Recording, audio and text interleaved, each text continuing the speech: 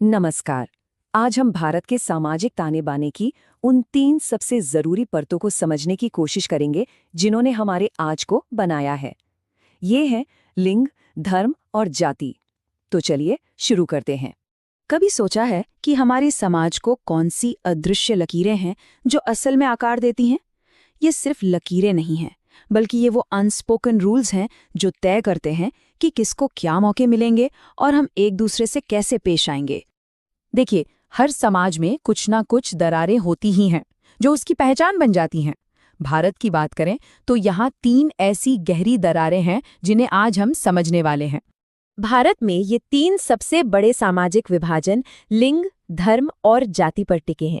इनको समाज की फॉल्ट लाइंस भी कह सकते हैं, क्योंकि अक्सर समाज में तनाव और बदलाव की शुरुआत यहीं से होती है। तो हमारी पहली फॉल्ट लाइन है जेंडर यानी लिंग। एक बात साफ कर दें, यहाँ हम बायोलॉजिकल फर्क की बात नहीं कर रहे हैं, बल्कि उन भूमिकाओं की बात कर रहे हैं जो समाज ने बनाई हैं। तो जेंडर है क्या असल में? ये समाज के बनाए वो रोल्स और उम्मीदें हैं जो पुरुषों और महिलाओं से की जाती हैं। और ये सिर्फ कहने सुनने की बातें नहीं हैं, इनका सीधा असर हमारी पढ़ाई लिखाई, नौकरी और यहाँ तक कि हमारे फैसले लेने की आज़ादी पर भी पड़ता है। और जब ये सामाजिक भूमिकाएं बहुत ज्यादा सख्त हो जाती हैं तो क्या होता है? समाज में असमानता फैलती है, हिंसा और भेदभाव जैसी बड़ी बड़ी समस्याएं पैदा होती हैं। इसका एक नतीजा ये भी है कि राजनीति जैसे जरूरी क्षेत्रों में महिलाओं की भागीदारी काफी कम रह जाती है। चलिए अब बात करते हैं हमारी दूसरी बड़ी फॉल्ट लाइन की, धर्म। यहाँ हम आस्था और राजनीति के उस पेचीदा रिश्ते को समझेंगे जो भारतीय समाज का एक बहुत अहम हिस्सा है। तो भारत का ऑफिशियल स्टैंड क्या है? हमारा संविधान साफ साफ कहता है कि भारत एक धर्मनिरपेक्ष यानी सेक्युलर देश है। इसका मतलब है देश का अपना कोई मजहब नहीं होगा, सभी धर्मों को बराबर सम्मान मिलेगा और हर किसी को अपनी मर्जी का धर्म मानने की पूरी आज़ादी होगी। लेकिन असली मुश्किल तब शुरू होती है जब सांप्रदायिकता की बात आती है।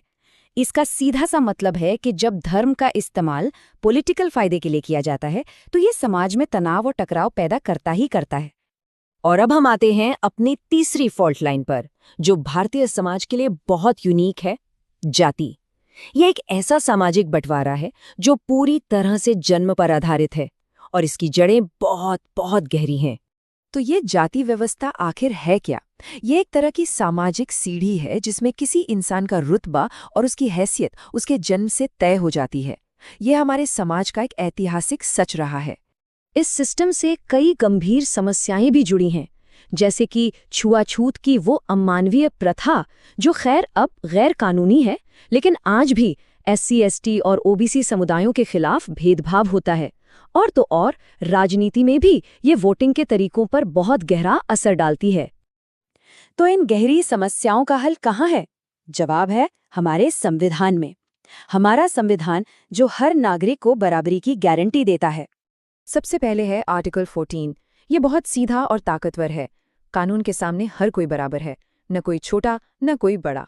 फिर आता है आर्टिकल 15। ये धर्म, नस्ल, जाति, लिंग या जन्म की जगह किसी भी आधार पर होने वाले हर तरह के भेदभाव पर पूरी तरह से रोक लगाता है। और फिर खास तौर पर जाति व्यवस्था की सबसे बड़ी बुराई को जड़ से खत्म करने के लिए है आर्टिकल 17। ये छुआछूत को किसी भी शक्ल में पूरी तरह खत्म करता है और इसे एक सजा के लायक जुर्म बनाता है। लेकिन कानून बना देना एक बात है और उसे जमीन पर असलियत में बदलना बिल्कुल दूसरी। तो सवाल ये उठता है कि ये सिद्धांत हकीकत कैसे बनते हैं? जवाब है पॉलिटिकल एक्शन और पॉलिसी से।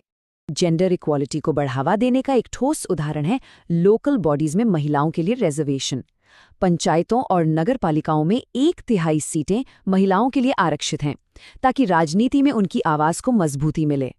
तो अगर हम इसे समराइज करें तो लिंग, धर्म और जाति से जुड़ी समस्याओं से निपटने के लिए हमारे पास एक डबल स्ट्रैटेजी है। एक तरफ है संवैधानिक सुरक्षा और दूसरी तरफ है आरक्षण जैसी पॉलिटिकल नीतियां जिनका मकसद एक बेहतर और न्यायपूर्ण समाज बनाना है। ठीक है, तो जो कुछ हमने अब तक डिस्कस किया है, चलिए उसका एक क्विक रिवीजन करते हैं। ये वो मेन पॉइंट्स हैं जिन्हें याद रखना बहुत जरूरी है। इसे एकदम सिंपल रखते हैं। पहला, जेंडर, पुरुषों और महिलाओं के बीच का सामाजिक फर्क दूसरा धर्म, ये निजी आस्था है और हमारा देश एक धर्मनिरपेक्ष राष्ट्र है। और तीसरा जाति, ये जन्म पर आधारित एक सामाजिक बंटवारा है। और जाते जाते मैं एक सवाल छोड़कर जा रहा हूं जिस पर हम सबको सोचना चाहिए। अगर कानून हमें बराबरी का एक नक्शा, एक ब्लूप्रिंट दे भी दे, तो उस नक्शे पर घर बनाएगा कौन? इस पर जरूर सोचिएगा।